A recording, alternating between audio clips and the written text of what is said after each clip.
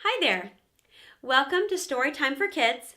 I'm Melissa, and today we're reading another story by Hans Christian Andersen. It is called The Old Street Lamp. Did you ever hear the story of the old street lamp? It's not remarkably interesting, but for once, you may as well listen to it. It was a most respectable old lamp, which had seen many years of service, and now was to retire with a pension. It was this very evening at its post for the last time, giving light to the street. Its feelings were something like those of an old dancer at the theater who's dancing for the last time and knows that on the morrow she will no longer be remembered, staying in her garret, alone and forgotten.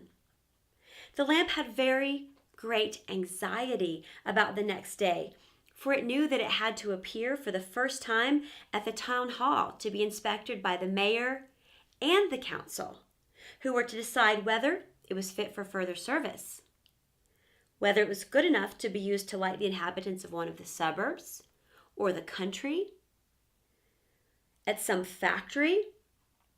If the lamp could not be used for one of these purposes, it would be sent at once to an iron foundry and melted down. In this latter case, it might be turned into anything, and it wondered very much whether it would then even be able to remember that it had once been a street lamp. And this troubled it exceedingly. Whatever might happen, it seemed certain that the lamp would be separated from the watchman and his wife, whose family it looked upon as its own. The lamp had first been hung up on the very evening that the watchman, then a robust young man, had entered upon the duties of his office.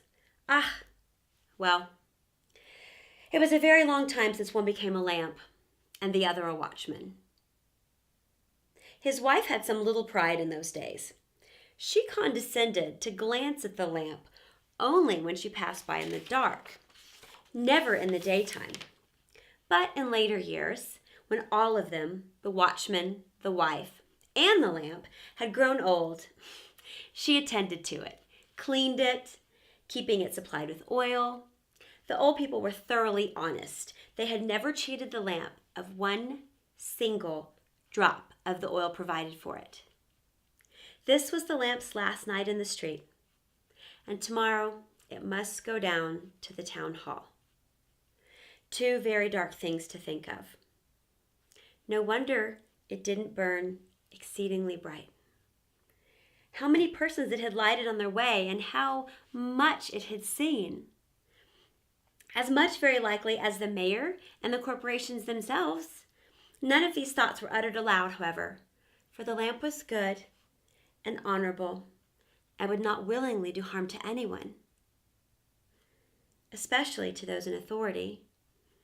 As one thing after another was recalled to its mind, the light would flash up with sudden brightness. The end. Thanks for joining us today, and happy story time.